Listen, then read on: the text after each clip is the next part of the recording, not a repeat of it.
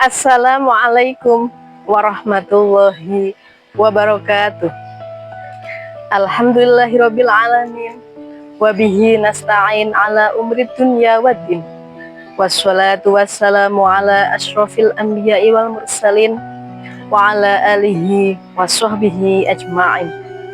Rabbi shrahli sadri wa yassirli amri wahlul 'uqdatam min lisani yafqahu qawli. Di bawah naungan langitnya yang teduh, marilah kita menundukkan hati sejenak untuk melangitkan syukur atas segala nikmat yang tak terhitung bak butiran pasir. Kita masih dipertemukan dan bisa bertatap muka, merajut uhwah dalam keadaan sehat walafiat. Lantunan selawat serta salam selalu tercurahkan keharibaan Rasulullah Shallallahu Alaihi Wasallam, nama yang selalu syahdu di telinga, pribadi yang budi pekertinya seagung gunung dan selembut sutra.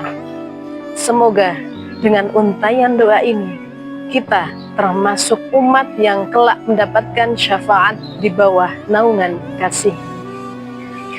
Pemirsa yang dirahmati Allah, menjelang akhir Ramadan ini, bagaimana dengan ibadah kalian semua?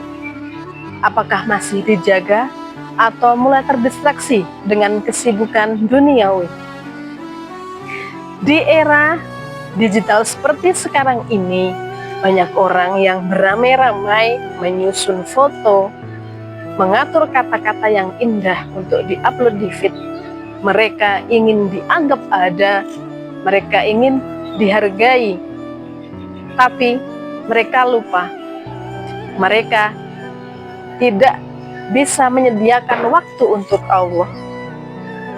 Mereka bisa mengatur feed, mengatur engagement yang paling tinggi, tapi mereka lupa mengatur waktu yang prime time untuk bisa bermunajat dengan Allah. Mereka ingin meraih gelar for your page atau istilah kerennya yang sekarang disebut FYP. Mereka beramai-ramai ingin FYP. Tetapi yang kalian tahu, FYP di bumi belum tentu FYP di langit. Pemirsa yang dirahmati Allah, saya akan menceritakan kisah seorang pemuda yang sangat terkenal di langit, tapi dia tidak terkenal di bumi. Pemuda itu bernama Uwais Al-Qarni. Uwais hidup di zaman Rasulullah, tetapi dia belum pernah ketemu dengan Rasulullah karena beliau tinggal di daerah Yaman, sedangkan Rasulullah di Mekah. Jarak antara Yaman dan Mekah itu 400 km. Sementara Uwais di rumahnya itu tinggal bersama seorang ibunya yang sudah tua renta, yang tidak mau ditinggal oleh Uwais.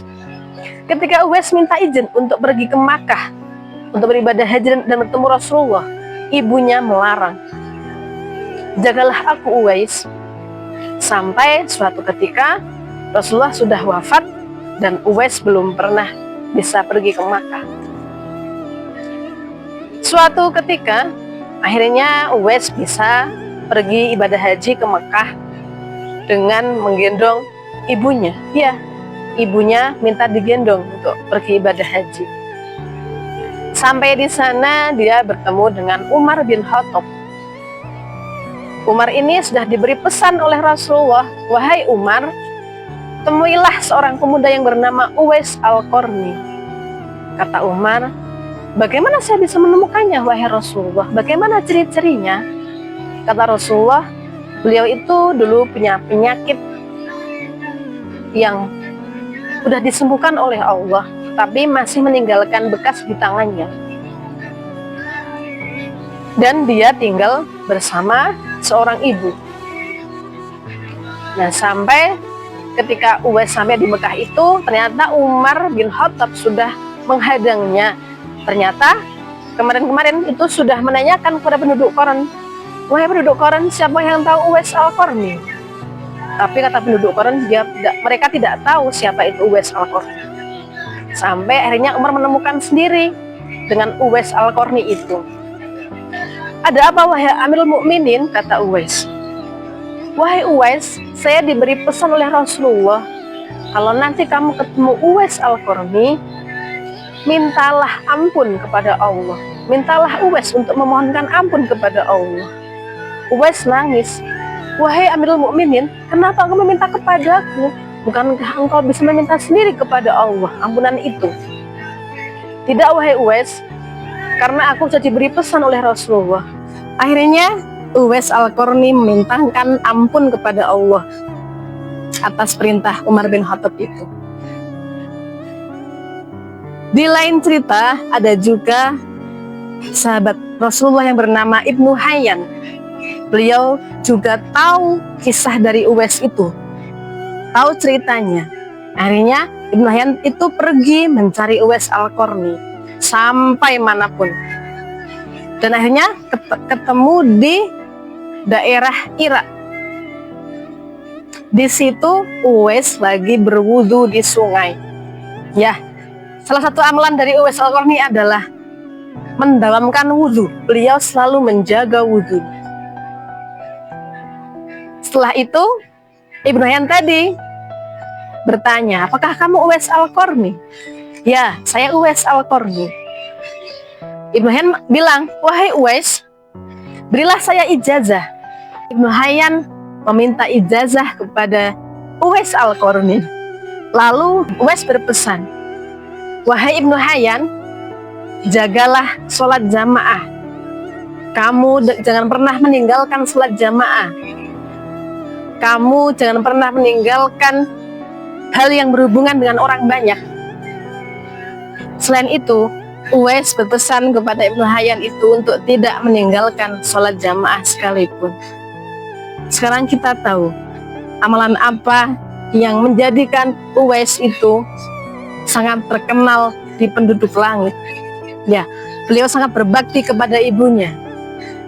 Beliau juga selalu mendawamkan wudhu atau menjaga wudhu.